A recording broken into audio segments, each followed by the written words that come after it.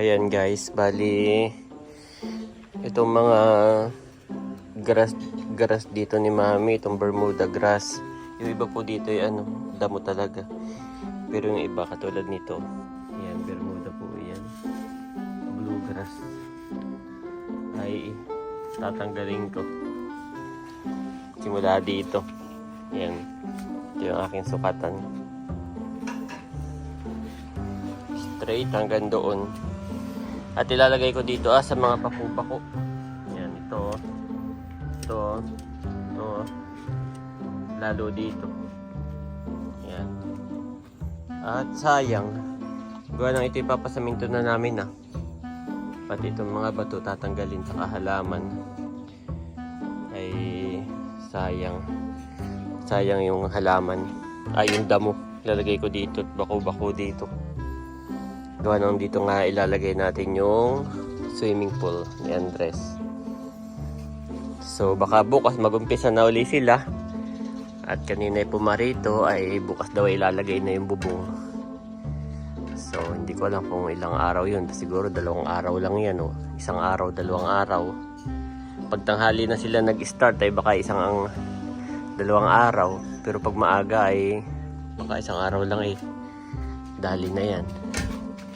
Ganang iyan po ay welding lang tapos ay yero na.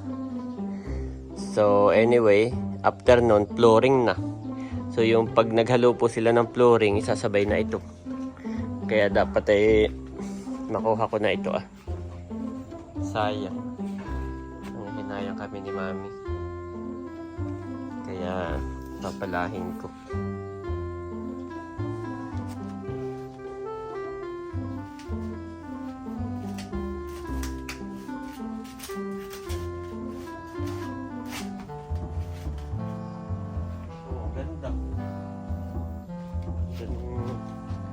Lupa. Dito.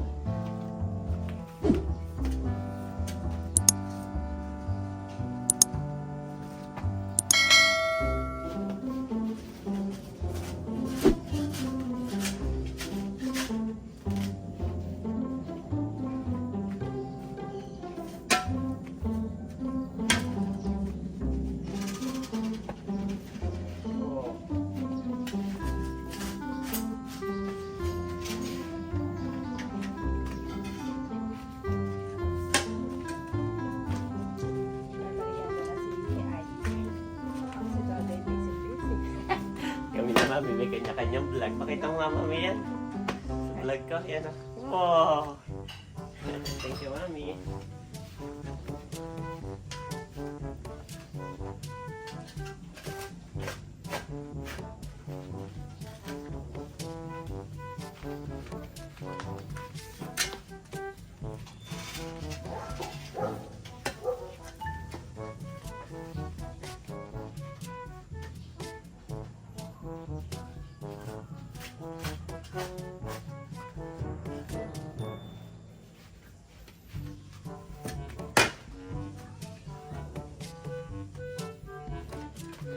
Yan po, dyan ko nilalagay. Ganda. Yan.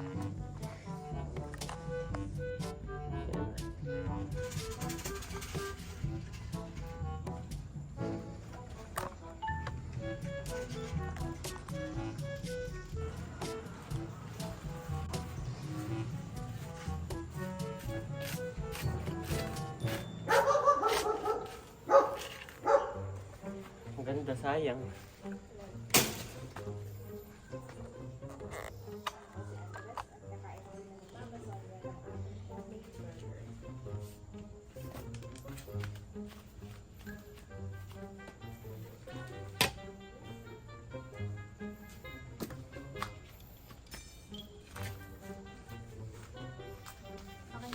Ito ay mga magaganda, no? Oo, yan yung magandang klase. Gumanda diyan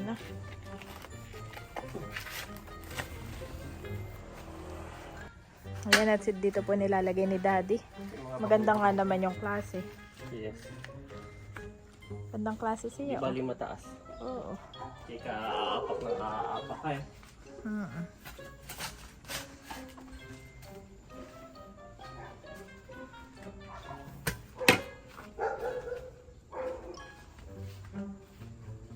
sayang, no?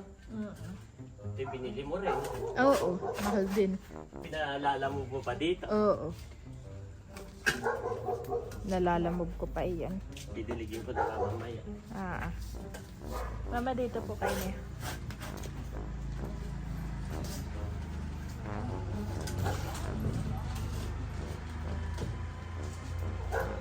Ayan, at kakain na din po si Mama Sonia na merienda. Andres, kain na kayo ng nanay. Ay, nagtititigan pa.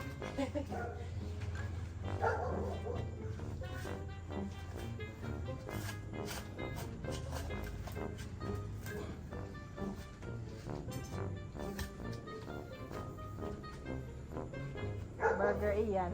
Burger patty na may sibuyas, cheese. Ayan. Kain po tayo.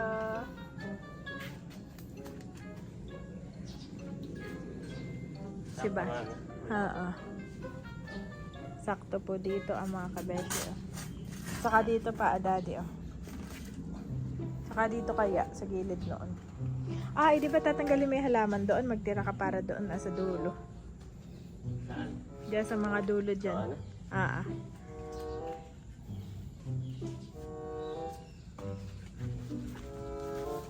Maganda.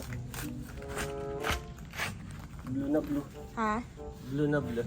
Bluegrass ang tawag yan eh. Saan ka naman nakakuha ng pala mo pala? Ay, siya. Ano ko yun? Iniiwan lang nila. Ah, iniiwan lang nila. May nagtatanong.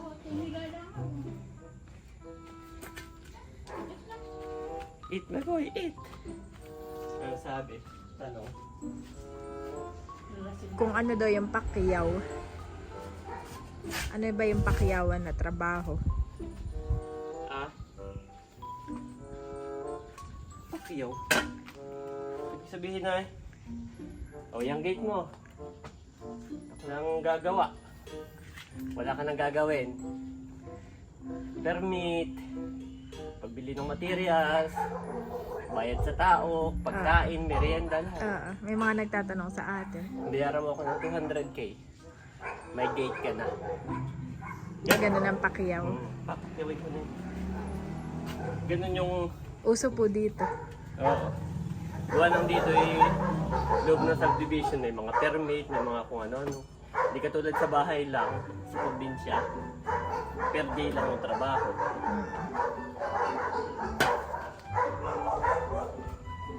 Kaya dito, maganda rin ang pakyaw. Kahit alas 2 pa lang, tapos na sila, okay lang. Kasi yung tao, hindi naman tayo magbabayad eh. Yung mismo kausap mo na kontraktor. So siya malulugi.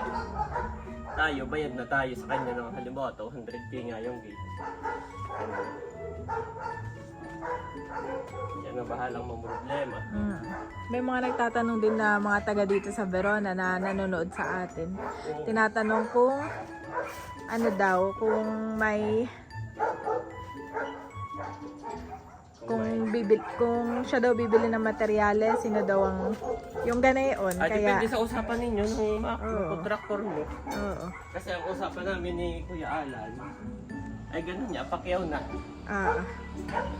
Bayaran ko siya na lang kasi kaso. Tapos may contract naman yun. Halimbawa, contract nyo within 1 month, tapos ko na yan. Ganun, may contract, kaya pinanghahawakan.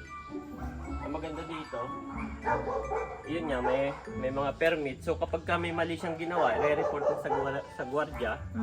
May mga ID siyang may perma with ID. So madali siyang kabulin yung contractor mo. Ganun. Alay kapag tao lang, na kayo lang nag-uusapan, wala. Umuwi na ng probinsya, hindi mo na mahabol. Ito yung mga nakaano po silang contractor dito. Oo. Kailangan ng working permit. Hello, Bernilda. Merienda kayo. Merienda. Kaputan nyo. Okay na to, mami. Okay na? Oo, akin na lang didiligin. Sige.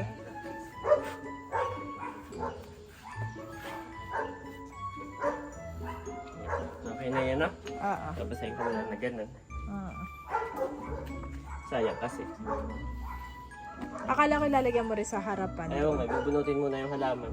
Ah, oo. Ay, doon sa kabila, sa harap Ay, doon. hindi na yun. Okay lang yun. Okay na yan. Ito lang ang kailangan lahat. Ito na lang. Wala nang bato. Hmm. Tatanggalin na rin natin yung bato. Pero yung bato huwag mo itapon. Ay, At lagay yan, lang doon sa gilid. yan ay galing pang nakar. Yes. Digay sa inyo daddy maraming bato doon, buhangin. Oh, yan ay pinaghirapan mong kunin at isa kay Berhel. Ay, yung bato itatanggalin na rin. Ah. Wala pag minsan nangangada pa yung bata, hindi yan natama. Baka matama sa bato. Kaya ito simula dito. Ito yung sukat ko ay. Dati yun sasamintuhin. Nakaka-excite ang swimming pool.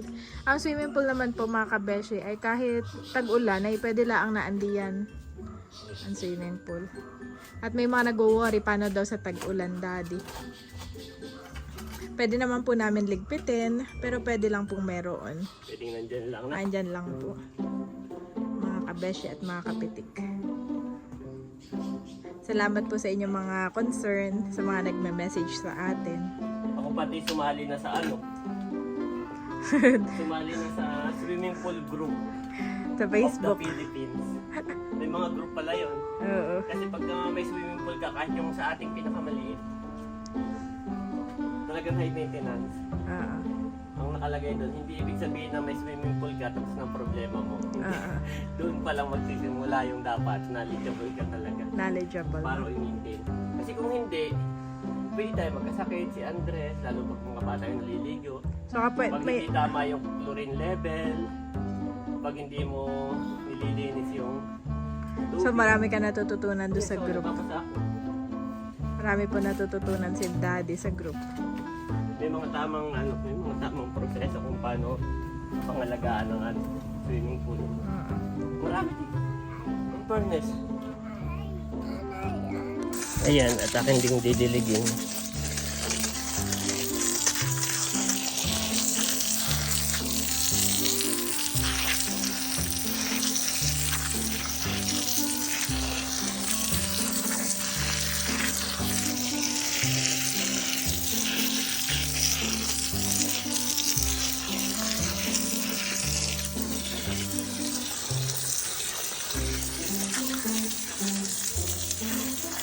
Ito pong bato, pusa lang nalitaw yan. Kapag tumagal na makikita nyo, lilitaw na.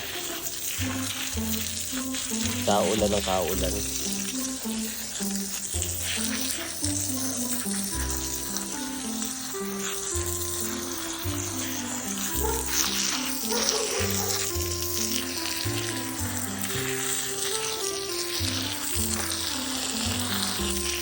Dapat dito matatapos ang dilig pagka may ganitong bagong tanim.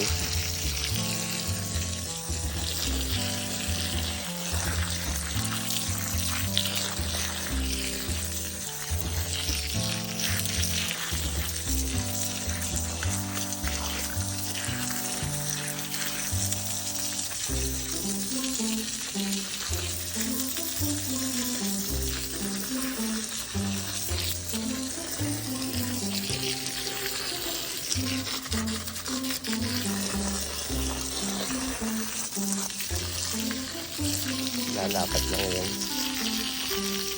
Mapapantay.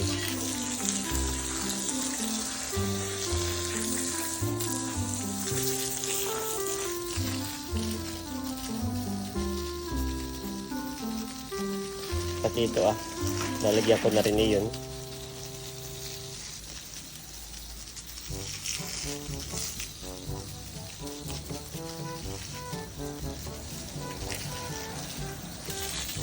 Meron din po nag-comment pala na ito daw kahit hindi ko na simintuhin. Pwede rin naman po kaso ay wait lang. Kasi kapag hindi ko siniminto ito, mas malaki yung tsansa, yung risk na mabutas yung swimming pool pag hindi po simento ito. Gawa ng bato-bato nga ito. Ayan, maraming bato. Kaya ang gagawin ko po diyan, sisimintuhin ko. Papasiminto ko kasama yun sa kontrata pero hindi mataas kasi pantay lang din siya nito. Yan, kasi pantay lang po nito yung semento dito. Tapos lalagyan ko ng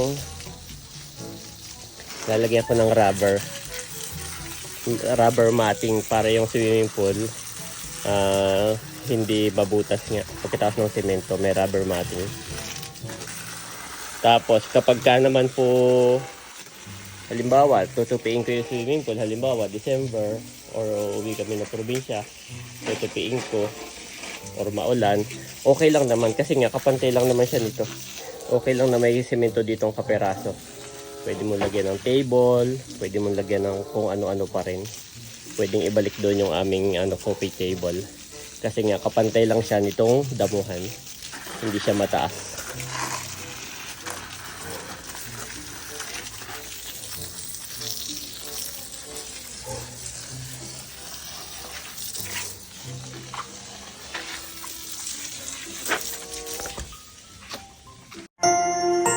You are watching Terra Shoot TV. Enjoy this video.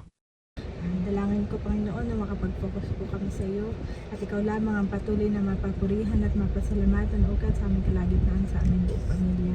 We pray na kami ay iyong ingatan at samahan sa aming pong pagsamba ngayong araw at safe po kami makauwi dito sa aming tahanan.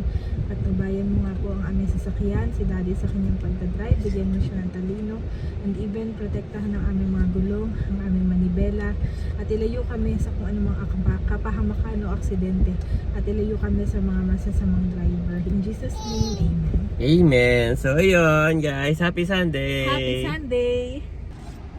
Ayan mga kabeshi, dito na po kami paakyat sa Tagaytay at papagas lang muna si Daddy dito sa refill. Last time na nagpagas ako, mami, tayo nasa probinsya pa. Oh, ang tagal nga noon. Ayan mga kapitik, nandito na kami sa Tagaytay. Ito po yung palengke yung wet market. Diyan lagi namamalengke si Mami Chanat. At dito po ako nagpark. Tapos ito po yung building na yun, GIL. Yan. Mismong katabi lang kaya pwedeng magpark dito. Yan, ito pong market na ito ay City Market Tagaytay kung tawagin. Meron pa kasing isa na Mahogany Market Tagaytay. So yun, nandun na po si Andres, si Bobby, saka si Mami, saka si Mama. Ako na lang yung nag-park.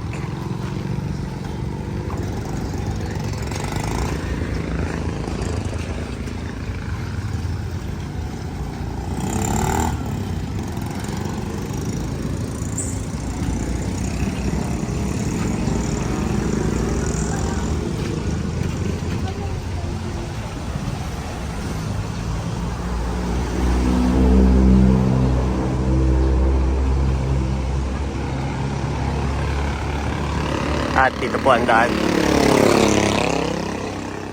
Dito ang daan sa harap. Ayan. Taba.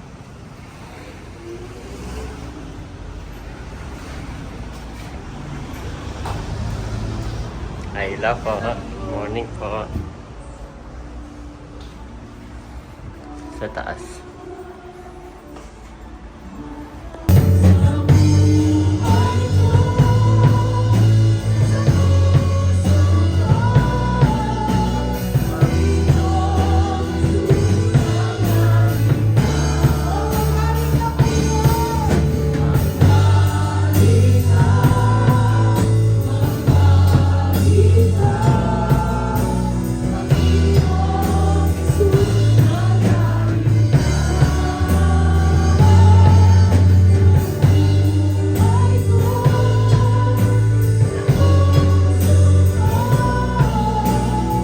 Problema sa negosyo, nagpa-fluctuate ba yan? No? Minsan ay nakakaranas ng bankruptcy. Pero pagka yan iniaalay mo sa Diyos, lalo yan palalaguin ng ating Panginoon. Injustices, nakakaranas pa tayo niyan. Racial problems, no? Yung madalas ka pang mabuli.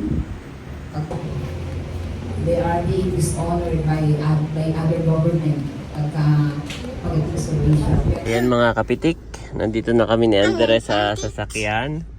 At waiting na kami kana Mami, kay Mama, saka kay Bobby. Nauna na po kami ni Andres. At ito ang kanyang suot ngayon, Dino. So a dinosaur. Are you a dinosaur? Yes, dinosaur. What the dinosaur say? Roar. 1, 2, 3. Daddy, 3. Okay, Mommy is coming na. Mommy, 2. Ayan po, nandito na si na Mami. At mamamalengke lang daw ng kaunti. Nandito na po sa sasakyan si Mama, saka si Bobby. Ayan. Bibili lang ng kaunting maluluto dito ah.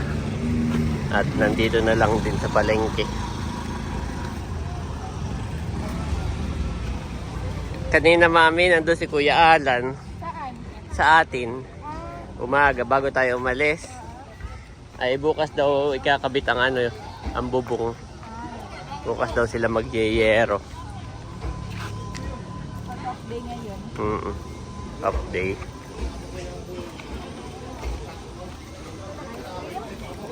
Ice cream, Dad? Yes, gutom na nga kami eh.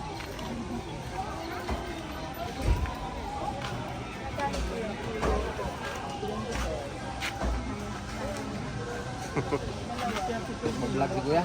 Ah, Ganyan size ko. Ayan, dalawa po na yan.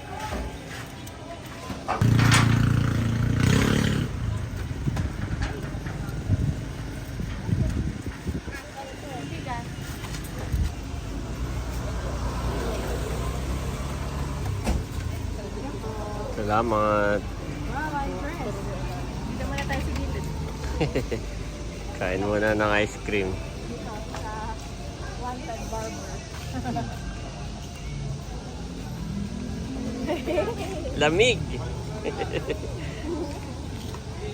Nakita man ito, naka-dino pet. Mm. Sana may nilay at dami. Tayo na may mabilis lang.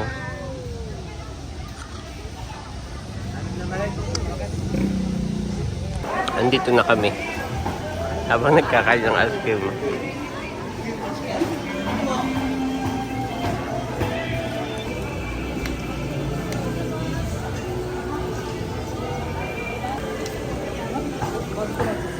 Boneless bangos ang binili ni Mami.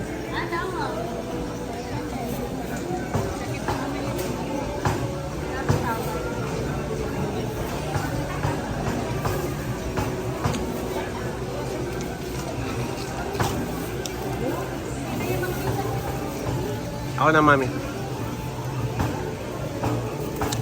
ka na lang, Dad.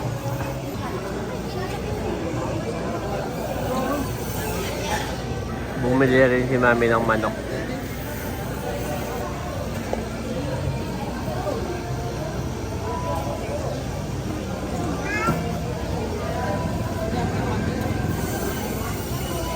Bumili rin si Mami ng itlog. Galing naman. Favorite na ni Andres ang egg, kaya isang tray na lagi dati. Kulang na ang pakalakalahati. Hindi na pwede. Tinuruan ko siya, sabi ko yung pwedeng kainin yung apa. Hindi niya kinakain. Galing nga eh. Sabi ko, this one cookies, eat. Tapos pinakita ko kinain ko. Tapos tinry niya, matamis. Tamis! Tamis! Asim! Ito po yung isda sa manok. Ngayon na may nabili si Mami ng tinapay, hambor.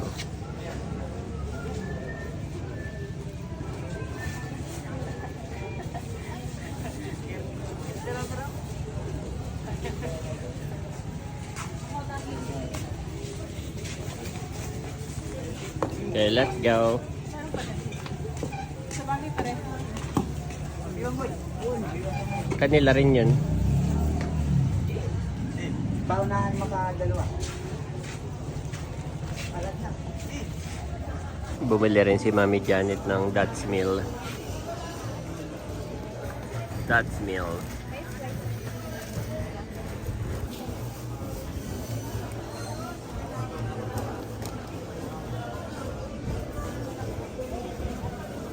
Sabi ni Mami Janet ay medyo mas mahal dun sa grocery ang bilihin. Parang ang Dutch Mill may patong agad na 10 kaysa sa grocery. Kaya pag napapadaan kami ng grocery ay dun agad kami nabili. Ayan po, nandito na kami ni Andres Si Mami ay pumunta pa doon sa taas at may bibilhin lang daw na gulay. Kaya kami ay waiting. Sinakay ko lang yung mga dala dito. Ayan, thank you Lord. Nandito na po kami sa tapat ng Verona, sa Caltex. At si Mami Janet ay bibili na lang kami ng ulam, no? Mamaya na lang ako magluluto. Yes. Aba, launa na Mami. Yes, 1:30 na. Kaya nga. Gutom na ang mga bata. Ano nagsaing to? Hmm. Sayang ako. Wala na, no?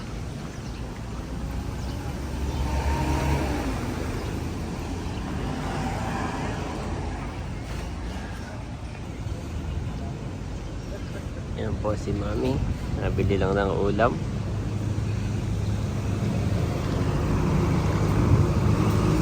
Naki dito yung magandang mag-business pagka ganyan may laging may pila po dito ang original buko pie. Kaya kahit ikaw ay hindi na mag-advertise, hindi ka na magtawag ng customer, ay laging may tumitigil dyan na sasakyan nagpa-park dito. Maganda ang tabihan ng business yun. Nagkaroon na nga ng potato corner, dati wala yan. Saka itong 7-Eleven meron na rin dito. Malakas ang hatak ng original buko pie. Sobrang mabenta po. Sobrang mabenta. Ngayon na po si Mami Janet. Let's go na. Nakikit si Mami. Wow! Yup, Daddy, yup. Sabi ni Andres, Yup. Daddy.